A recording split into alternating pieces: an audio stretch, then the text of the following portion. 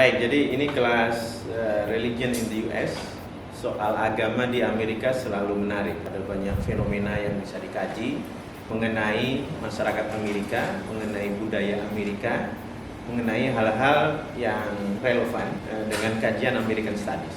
Kelas ini kita akan mendiskusikan sejumlah topik, kita akan membaca, kita akan berdebat, kita akan menulis, juga presentasi mengenai isu-isu yang sentral dalam kaitannya dengan agama di Amerika. Nah, yang pertama yang kita diskusikan adalah mengenai fenomena agama Kristen di dalam tahun-tahun yang formatif, terutama setelah Perang Dunia Kedua. Kita membatasi dari periode setelah Perang Dunia Kedua sampai tahun-tahun terakhir di Amerika. Nah, kita tahu di Perang Dunia Kedua itu Amerika merupakan kelompok yang keluar sebagai pemenang, dan kemudian Amerika juga menikmati fenomena kemakmuran yang luar biasa. Amerika sebetulnya sebagai negara pemenang yang juga merasa bersalah, dihantui oleh perasaan bersalah secara kolektif, dan sebagai kompensasi dari itu maka Amerika juga, terutama komunitas agamanya, itu secara agresif mengirimkan misi-misi Kristen keluar Amerika, termasuk ke Asia, ke Afrika, dan ke banyak negara lain. Kita akan membicarakan mengenai fenomena American Evangelism, mega church, dan hubungannya dengan debat mengenai gender, mengenai sexuality, dan seterusnya. Terkait dengan tadi, Amerika sebagai negara pemenang Perang Dunia Kedua yang menikmati kemakmuran yang luar biasa, dan tapi juga merasa feeling guilty karena Perang Dunia Kedua tentu dibayar dengan ongkos yang sangat mahal, kerugian ekonomi, kerugian sosial, tetapi yang paling besar adalah kerugian korban manusia. Dan karena itu kemudian beriringan dengan agresifnya Amerika mengirimkan misi-misi ke luar Amerika, itu juga di dalam Amerika sendiri tumbuh fenomena yang disebut sebagai mega church, gereja yang pengikutnya jumlahnya sangat luar biasa, fantastis, dan dikelola dengan manajemen yang sangat modern. Dan awal-awal kombinasi dengan siaran radio, kemudian siaran televisi, dan mereka, para pendeta mega church ini merupakan superstar dengan komunitas religius yang anggotanya sampai jutaan orang. Mereka membangun gereja-gereja yang sangat megah dengan fasilitas yang juga luar biasa, yang kemudian mega church ini juga berkelindang dengan fenomena politik, ya, masuknya agama Kristen ke dalam arena politik. Ini menarik karena sejak awal Amerika didirikan dengan asumsi pemisahan antara gereja dengan negara, between church and state. Dan secara konstitusional memang jelas sekali disebutkan di situ, negara tidak boleh mencampuri urusan agama, baik dia mempromosikan agama tertentu atau melarang agama tertentu. Agama tidak masuk ke wilayah agama dalam bentuk apapun. Itu dalam konstitusi sangat clear. Tetapi kemudian dengan cara yang lebih subtle, pada prakteknya agama tetap masuk ke wilayah politik dalam bentuk dukungan, dalam bentuk mobilisasi massa untuk mencalonkan kandidat presiden atau kandidat gubernur atau tokoh-tokoh politik tertentu. Itu selalu masuk ke sana, dan ini selalu ada tarik menarik antara komunitas agama dengan prinsip politik yang sekuler, dan itu berlangsung sampai hari ini.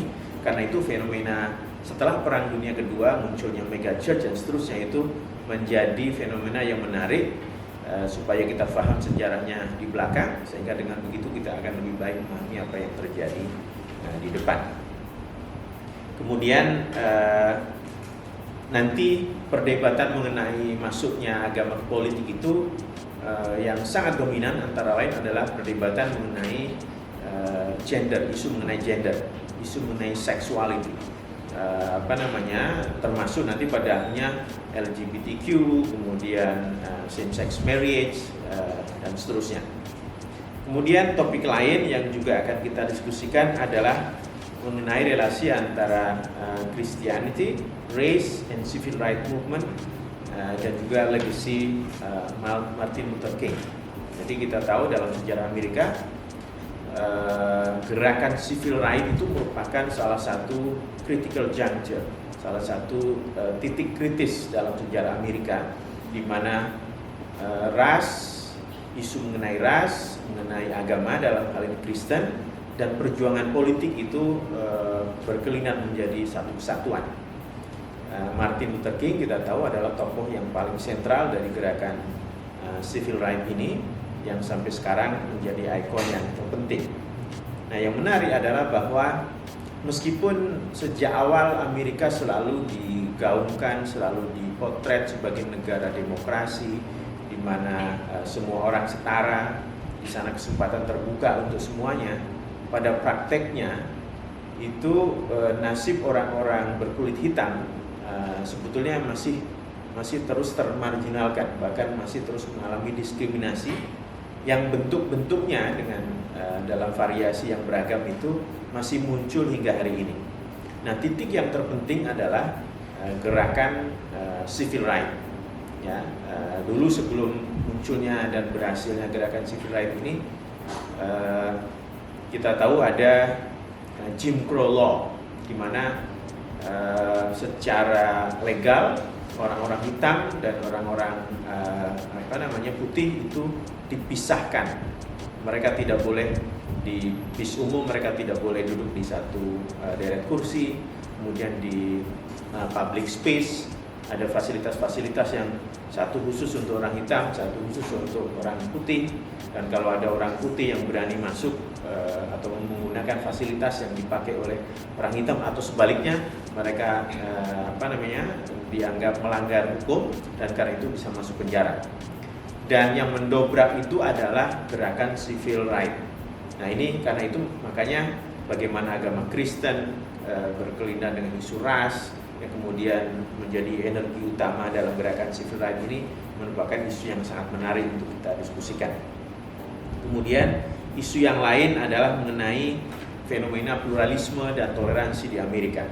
Ya, sejak awal isu toleransi merupakan isu yang juga sangat sentral, karena kita tahu orang-orang Puritan yang datang dari Inggris itu mereka datang ke Amerika untuk menyelamatkan, antara lain untuk menyelamatkan keyakinannya.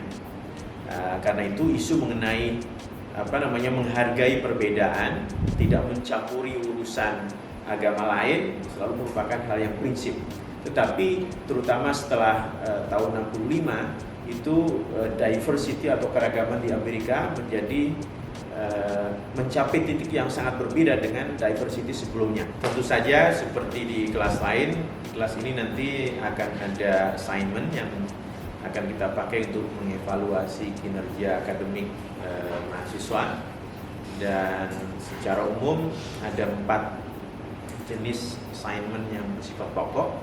Yang pertama tentu kehadiran setiap minggu, dan itu dibuktikan dengan response paper atas reading yang sudah disiapkan di silabus ini. Sudah kita siapkan setiap minggu kita baca buku apa, berapa. Nah, nanti setiap mahasiswa secara individual akan menuliskan tanggapan terhadap bacaan itu yang bukan berisi summary tetapi review kritis mengenai apa yang kalian dapatkan dengan membaca itu. Jadi isu yang paling menarik dari buku yang atau chapter yang dibaca itu apa, kemudian kalian ingin mempelajari lebih jauh apa, atau apa yang kurang jelas, apa yang ingin didiskusikan, kalian punya pertanyaan apa. Nah, itu setiap minggu kita akan mendiskusikan itu dalam paper pendek 300 sampai 500 kata.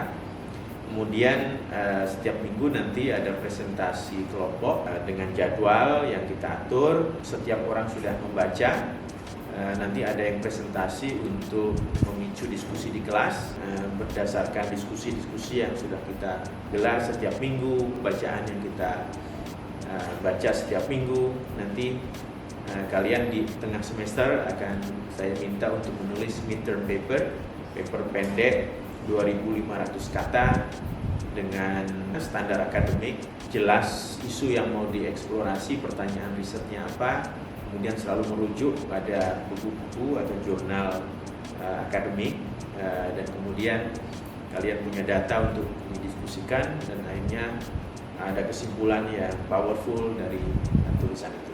Nah, nanti pada akhir semester kalian juga akan menulis final term paper yang sedikit lebih panjang, 3.500 sampai 4.000 kata.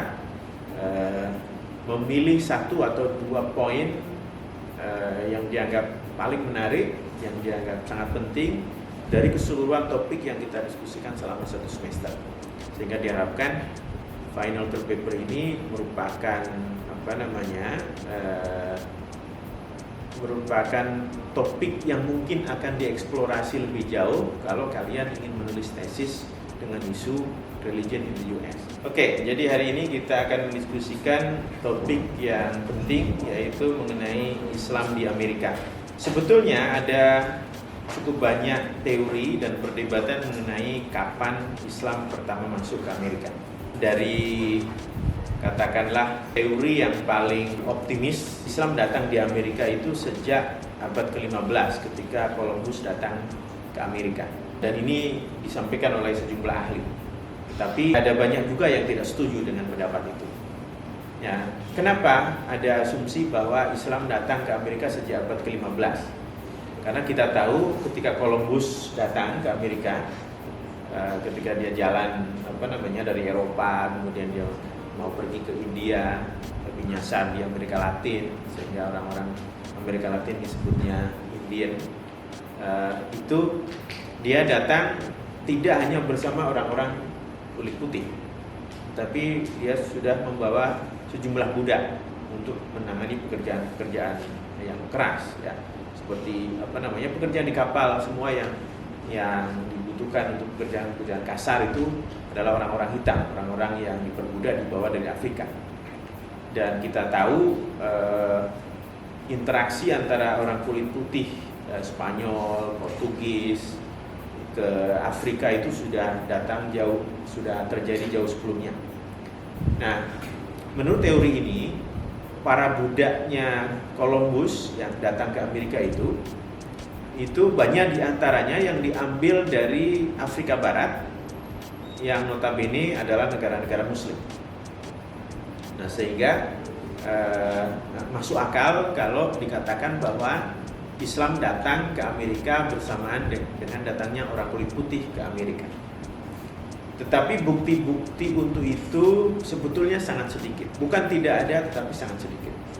Jadi misalnya ada sejumlah bahkan sampai hari ini ada sejumlah manuskrip yang ditulis oleh orang kulit hitam yang hidup di awal-awal abad ke-16, abad ke-17. Yang sangat menarik itu sebagian dari buku-buku itu adalah buku autobiografi yang ditulis dengan tulisan Arab dengan menggunakan bahasa Arab. Nah, ini rupanya ditulis oleh orang Afrika yang dibawa oleh orang kulit putih, yang ketika dibawa itu sebetulnya mereka ditangkap oleh orang kulit putih, diperbudak.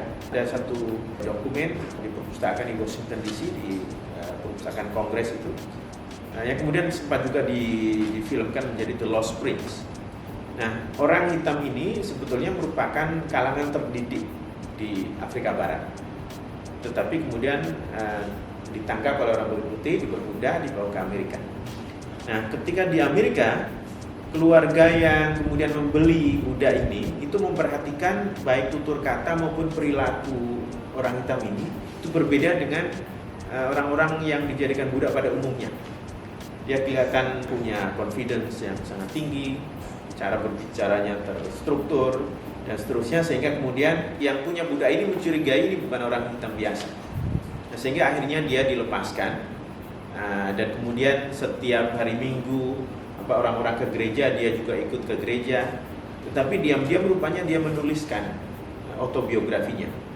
Jadi perjalanan hidupnya selama dia tinggal di Virginia. 100 tahun kemudian itu buku yang ditulisnya itu ditemukan oleh seorang pendeta Kristen yang belajar tentang bahasa Arab dan belajar juga tentang Islam, sehingga kemudian buku itu disimpan sebagai dokumen yang penting dan masih tersimpan sampai hari ini. Itu salah satu dokumennya. Ada sejumlah informasi dan data lain yang menunjukkan bahwa kehadiran Islam itu sebetulnya bukan belakangan saja. tetapi oleh sebagian orang itu dianggap sebagai perkecualian. Jadi ada missing link yang signifikan antara kalau misalnya Islam datang pada abad ke-15, yang pasti abad 16, abad 17, abad 18, bahkan sampai akhir abad ke-19 itu tidak ada kehadiran Islam yang menonjol. Nah, ini sangat masuk akal karena orang-orang hitam itu mereka datang sebagai budak. Kalaupun di antara mereka ada yang beragama Islam, mereka tidak punya ruang, mereka tidak punya kesempatan untuk mempraktekkan. Tetapi terlepas dari itu, yang pasti agama Islam itu muncul lebih dominan dengan munculnya The Nation of Islam. Dan Nation of Islam ini sebetulnya tidak sama dengan agama Islam mainstream yang dipraktikkan di dunia Islam pada umumnya. Kita tahu dulu ada Muhammad Ali, petinju, itu salah satu anggota Nation of Islam. Kemudian Malcolm X itu juga awalnya merupakan member dari Nation of Islam, tetapi setelah berinteraksi dengan imigran Muslim yang lain, kemudian dia masuk mengikuti agama Islam yang mainstream. Nah, yang menarik adalah bahwa Nation of Islam ini dia merupakan kombinasi antara Afrikanism atau African religion, agama-agama Afrika, dan kemudian sebagian dari ajaran Kristen dan Yahudi, lalu sebagian dari ajaran Islam. Pendiri Nation of Islam itu menggunakan semua yang bisa dipakai untuk gerakan perlawanan terhadap kulit putih. Karena kita tahu orang hitam diperbudak selama ratusan tahun, dirampas hak-haknya, dieksploitasi. Maka dari dulu sebetulnya sudah selalu muncul gerakan-gerakan untuk membebaskan mereka dari perbudakan. Meskipun kemudian perbudakan sudah dihapuskan zaman Lincoln dan kemudian tetapi sampai belakangan praktek diskriminasi perbudakan masih terus berjalan. Nah, sebagian orang-orang hitam ini menggunakan gerakan keagamaan untuk melawan diskriminasi. Nation of Islam adalah salah satu. Dan kalau kita perhatikan apa yang dilakukan oleh Nation of Islam, mereka bisa secara efektif menggunakan agama untuk pemberdayaan orang-orang kulit hitam sekaligus untuk melawan rasisme orang-orang kulit putih. Karena semua yang masuk dan menjadi anggota Nation of Islam itu mereka kemudian sadar akan pendidikan dan menjadi lebih terdidik, kemudian sadar akan kekuatan ekonomi dan kemudian membangun kekuatan ekonomi, begitu juga dengan politik. Ya, jadi Nation of Islam adalah sebetulnya gerakan keagamaan yang juga sekaligus gerakan politik. Tokohnya adalah Elijah Muhammad dan kemudian juga Malcolm X. Nah, tetapi setelah 65 kita tahu dengan nanti mendiskusikan soal imigran dan undang-undang soal imigrasi, itu makin banyak orang-orang dari luar Amerika yang datang, termasuk dari negara-negara Islam. Ya, dari Timur Tengah, dari Turki, dari India, dari Pakistan, itu banyak imigran yang datang. Nah, baru setelah itu kehadiran Islam menjadi sangat terasa. Karena seperti kita tahu, semua imigran ini datang dengan membawa agama masing-masing. Nah, ketika kemudian agama Islam, orang-orang Islam yang membawa agamanya makin menjadi fenomena yang menonjol, maka masalah-masalah mulai muncul karena tidak semua yang dilakukan oleh orang Islam itu ada sarananya atau merupakan praktek yang bisa diterima oleh orang-orang Amerika pada umumnya. Jadi misalnya orang Islam itu kalau Idul Adha melakukan penyembelihan, dan tentu saja ada aturan penyembelihan di Amerika yang banyak imigran Muslim belum terbiasa. Sehingga ini menimbulkan masalah. Ada isu mengenai hitan, ada isu mengenai macam-macam yang lain. Nah, itu kadang-kadang perbedaan itu menimbulkan merupakan kesempatan untuk saling belajar, tapi juga kadang-kadang menimbulkan salah paham. Nah, tetapi yang kemudian menjadi titik kritis adalah ketika terjadi peristiwa pemboman 9/11. Ketika sebagian orang Islam dengan paham yang sempit, yang radikal dan fanatik itu melakukan pemboman yang menimbulkan korban yang sangat besar, sehingga akhirnya terjadi backlash yang luar biasa. Publik Amerika secara umum itu tiba-tiba melihat Islam secara sangat negatif. Meskipun orang-orang Islam itu sudah cukup lama ada di tengah mereka dan selama ini memang ada friksi-friksi, tetapi juga tidak ada proses yang positif. Tapi setelah 9/11 itu secara sangat berbeda, publik Amerika mendudukan Islam diidentifikasi sebagai agama kekerasan, agamanya orang yang tidak bisa berpikir rasional, agama kemarahan. Dan bahkan setelah 9/11 itu ada banyak sekali tindakan-tindakan kekerasan yang dilakukan oleh orang-orang putih Amerika terhadap siapa saja yang dianggap berhubungan atau identik dengan orang Islam. Misalnya orang-orang Sikh yang menggunakan turban dan berjenggot panjang itu karena Islam diidentikan sebagai laki-laki Islam, sebagai orang yang berjenggot panjang, siapapun yang berjenggot panjang itu dianggap Islam. Nah, orang Sikh pun menjadi sasaran. Lalu kita tahu di Amerika itu yang namanya orang imigran dari Arab itu cukup besar. Banyak orang-orang Arab itu bermigrasi ke Amerika. Tetapi sebetulnya orang-orang Arab yang bermigrasi ke Amerika itu sebagian besar adalah Kristen. Tetapi karena mereka berwajah Arab, ketika terjadi 9/11, semua yang berwajah Arab itu diasumsikan orang Islam. Nah, itu mereka juga menjadi korban. Nah, ada banyak kesalahpahaman terjadi seperti itu. Tetapi yang sangat menarik adalah di Amerika justru setelah 9/11, selain kesalahpahaman, juga muncul rasa ingin tahu publik Amerika terhadap Islam. Islam itu sebetulnya agama seperti apa? Apa betul agama kekerasan? Dan karena itu minat mengenai Islamic Studies, mengenai pemahaman tentang Islam, bahkan kursus-kursus bahasa Arab itu meningkat pesertanya dengan jumlah yang sangat besar karena rasa ingin tahu itu. Bahan bacaan yang di awal-awal bab itu kan bagaimana Islam masuk ke Amerika itu kan melalui budak. Nah, tapi saya juga coba cari referensi lain yang di internet gitu.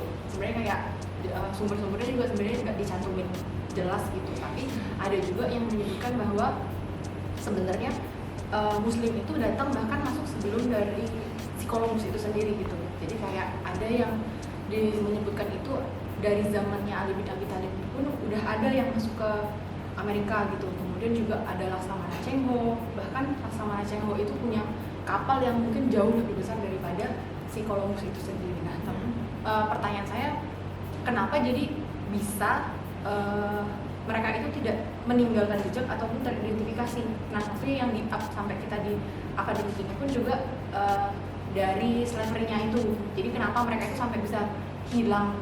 Gitu. Jadi gitu Pak.